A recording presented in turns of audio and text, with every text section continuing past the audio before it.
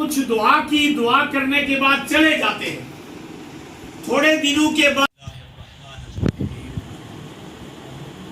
رب اجعلنی مقیم الصلاة ومن ذریتی ربنا وتقبل دعاء ربنا اغفر لی ولوالدی وللمؤمنین یوم یقوم الحساب آمنت باللہ صدق اللہ مولانا العظیم وبلغنا رسوله النبی الکریم الامین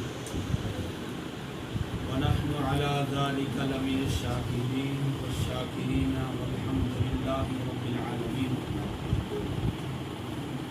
معزز سامعین کرام، جیسا کہ آج ہمیں سبھی دوست راجہ عجائب صاحب والدہ کے اس سال ثواب کے لیے یہاں پر حاضر ہوئے ہیں۔ دعا ہے کہ رب ذوالجلال بائی صاحبہ کی مغفرت فرمائے اور ان کو جنت الفردوس میں اعلیٰ و رفیع مقام عطا فرمائے۔ زندگی کے اندر رہتے ہوئے انسان سے ہزارہا غلطیاں ہو جاتی ہیں، رب ذوالجلال ان کی ساری خطاؤں کو معاف فرمائے۔ دوستو بزرگوں، میں نے آپ کے سامنے قرآن مجید فرقان حمید میں سے آیہ مقدسہ جو تلاوت کی گئی ہے، یہ کوئی معمولی آیت نہیں ہے بلکہ ایک نبی کی دعا ہے۔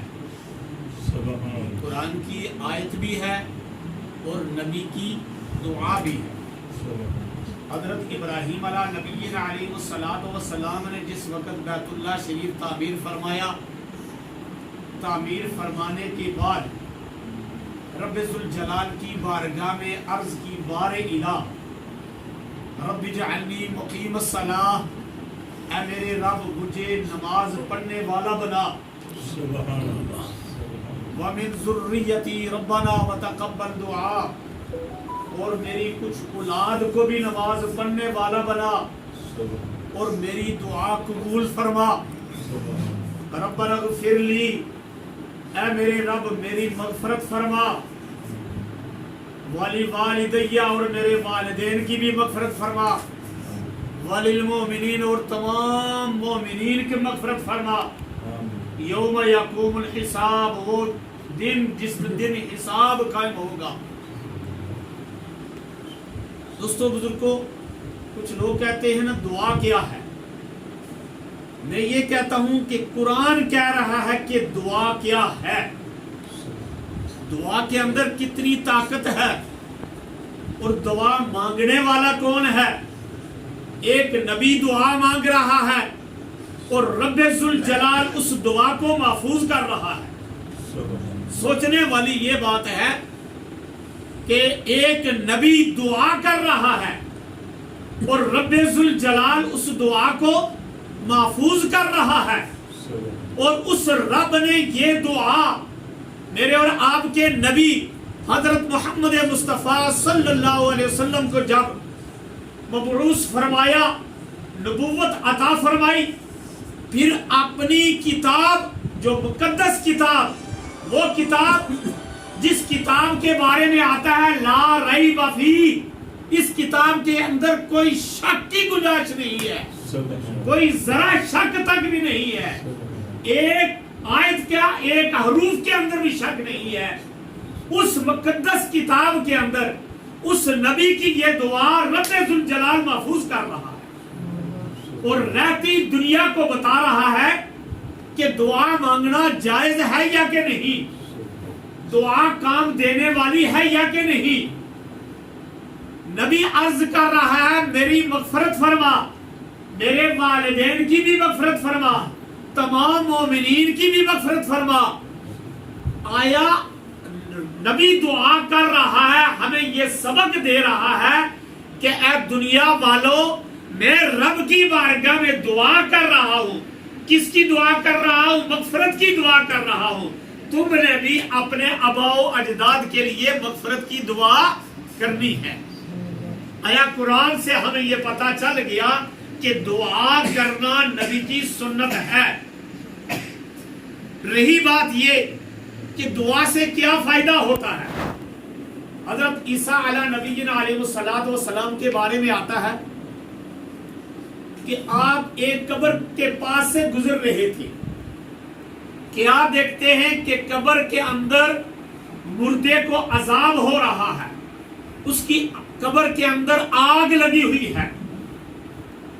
کچھ دعا کی، دعا کرنے کے بعد چلے جاتے ہیں، تھوڑے دنوں کے بعد پھر گزر ہوا، کیا دیکھتے ہیں وہی قبر والا جس کی قبر کے اندر آگ لگی ہوئی تھی، آگ کے اندر جلس رہا تھا، عذاب ہو رہا تھا، وہی بندہ تخت کے اوپر بیٹھا ہوا ہے، نورانی تاج پہنا ہوا ہے، بڑی شان و شوکت سے بیٹھا ہوا ہے، رب ذوالجلال کو یاد کر رہا ہے۔ تو اللہ کے نبی رب ذوالجلال سے مخاطب ہو کر پوچھتے ہیں، اے بار الہ، اس بندے کو یہ انعام کہاں سے ملا؟ کچھ دن پہلے میں یہاں سے گزرا تو اس کی قبر کے اندر آگ لگی ہوئی تھی، آج یہ بڑی شان و شوکت سے بیٹھا ہوا ہے۔ تو رب ذوالجلال نے فرمایا، اے میرے حبیب، اسی سے پوچھ، اسی بندے سے پوچھ، اے میرے نبی اسی بندے سے پوچھ کہ یہ مقام تجھے کہاں سے ملا۔ تو اللہ کا نبی اس مردے سے مخاطب ہو کر پوچھنے لگا، اے میرے بھائی ذرا یہ بتا، یہ انعام تجھے کہاں سے ملا؟ تو اس نے کہا کہ میں جس وقت بیمار ہوا، مرنے کے قریب تھا، ان قریب میری موت آنے والی تھی، میری بیوی جو تھی وہ حاملہ تھی، میں نے اس کو اپنے پاس بلایا اور اس کو وصیت کی کہ تیرے پیٹ کے اندر جو بچی بچہ ہے، جب یہ پیدا ہو جائے، چلنے کے قابل ہو جائے، بولنے کے قابل ہو جائے، تو اس بچے کو مدرسے میں بھیجنا۔ تو میرے گھر بچہ پیدا ہوا، بچہ پیدا ہونے کے بعد جب وہ بولنے کے قابل ہوا، میری بیوی نے میرے بچے کو مدرسے میں بھیجا۔ جب بچہ مدرسے میں پہنچا تو استاد نے پڑھایا، بیٹا پڑھو بسم اللہ الرحمن الرحیم۔ میرے بیٹے نے پڑھا بسم اللہ الرحمن الرحیم، تو رب ذوالجلال کی رحمت جوش کے اندر آ گئی، فرشتوں کو جمع فرمایا اور کہا، فرشتوں دیکھو، ہم نے اس کے باپ پر عذاب کیا ہوا ہے، قبر کے اندر آگ لگائی ہوئی ہے، اس کا بیٹا کہہ رہا ہے کہ شروع کرتا ہوں اللہ کے نام سے جو بہت بڑا مہربان اور نہایت رحم کرنے والا ہے، جاؤ جا کر اس کے باپ کی قبر سے عذاب ہٹا دو، آگ بجھا دو اور جنت سے تخت لے آؤ اور اس کی قبر کے اندر تخت پہ رات بچھا دو اور نورانی تاج لے آؤ اور تاج اس کے باپ کے سر پر سجا دو اور عذاب کو ختم کر دو۔ اے اللہ کے نبی، مجھے یہ انعام جو ملا ہے میرے بیٹے کے بسم اللہ الرحمن الرحیم پڑھنے کی وجہ سے ملا ہے۔ سبحان اللہ، ماشاء اللہ، نعرہ تکبیر، اللہ اکبر، نعرہ رسالت، یا رسول اللہ، نعرہ حیدری۔ یا علی۔ دوستوں بزرگوں، سوچنے والا یہ مقام ہے کہ بسم اللہ الرحمن الرحیم چھوٹی سی آیت ہے، اتنی بڑی آیت نہیں ہے، لیکن جب رب ذوالجلال جوش میں آ جاتا ہے نا، اس وقت چھوٹی باتوں سے بھی فائدہ ہو جاتا ہے۔ تو بسم اللہ الرحمن الرحیم کی برکت سے رب ذوالجلال نے عذاب ختم کر دیا اور انعام کیا عطا فرمایا، تخت بھی بچھا دیا، نورانی تاج بھی اس کو پہنوا دیا۔ آج ہمیں بھی اس بات کی ضرورت ہے کہ اپنے بچوں کو مدرسے میں بھیجیں اور بچے جا کر قرآن کی تعلیم حاصل کریں۔ جب بچہ قرآن کی تعلیم حاصل کرے گا، بسم اللہ الرحمن الرحیم پڑھے گا، تو رب ذوالجلال یقیناً ہمارے والدین جو اس دنیا سے چلے گئے ہیں ان سب کی مغفرت فرما دے گا۔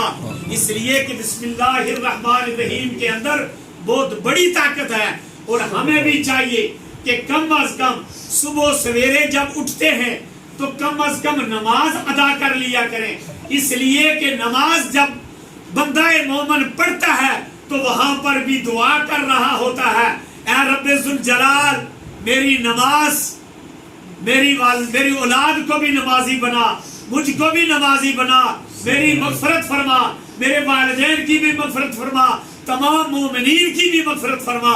بندہ مومن نماز کے عالم میں دعا کر رہا ہوتا ہے، اور جب نماز سے فارغ ہو جائیں تو زیادہ نہ ہو سکے تو کم از کم ایک رکوع قرآن مجید کا پڑھ کر اپنے والدین کو ایصال ثواب کر لیا کرے۔ دوسری بات، لوگ کہتے ہیں نا دعا، یہ کھانا کہاں سے ثابت ہے؟ رب ذوالجلال فرماتا ہے، قرآن کے اندر آتا ہے کہ فی جنات یتساءلون عن المجرمین ما سلککم فی سقر قالوا لم نکن من المصلین ولم نکن نطعم المسکین۔ جب جنتی جہنمیوں سے پوچھیں گے ما سلککم فی سقر، تجھے کس وجہ سے عذاب دیا جا رہا ہے؟ عن المجرمین، اے مجرموں کیا وجہ، تم سے کون سا جرم ہو گیا جس کی وجہ سے تمہیں سزا مل رہی ہے؟ تو آگے سے کہیں گے قالوا لم نکن من المصلین، ہم نماز نہیں پڑھا کرتے تھے، ولم نکن نطعم المسکین، اور مسکینوں کو کھانا نہیں کھلایا کرتے تھے۔ آج ہم یہ جو اہتمام کر رہے ہیں نا، یہ مساکین کے لیے ہوتا ہے، لیکن افسوس اس بات کا ہے کہ ہمارا رواج بن چکا ہے کہ ہم رشتہ داروں کو بھی بلا لیتے ہیں، ٹھیک ٹھاک امیر ترین لوگوں کو بلاتے ہیں، کھانا کھلاتے ہیں، لیکن یہ کھانا مساکین لوگوں کا ہوتا ہے۔ اس کو یاد رکھیں، یہ مساکین لوگوں کا کھانا ہوتا ہے۔ مساکین لوگوں کو بلایا کرو، ان کو اچھے طریقے سے کھانا کھلایا کرو۔ جب وہ پیٹ بھر کر کھانا کھائیں گے تو ان کے اندر سے دعا نکلے گی، دل سے دعا نکلے گی، تو وہ دعا کریں گے اے رب ذوالجلال جنہوں نے ہمارا پیٹ بھر کر کھانا ہمیں کھلایا ہے، ان کے حال پر تو ہی رحم فرما، اور جو چلے گئے ہیں ان کی مغفرت فرما۔ رب ذوالجلال ہمیں صحیح معنوں میں اسلام کے مطابق زندگی بسر کرنے کی ہمت اور توفیق عطا فرمائے، اور بھائی عجائب صاحب کی والدہ ماجدہ کی مغفرت فرمائے، ان کو جنت الفردوس میں اعلیٰ اور فاضل مقام عطا فرمائے۔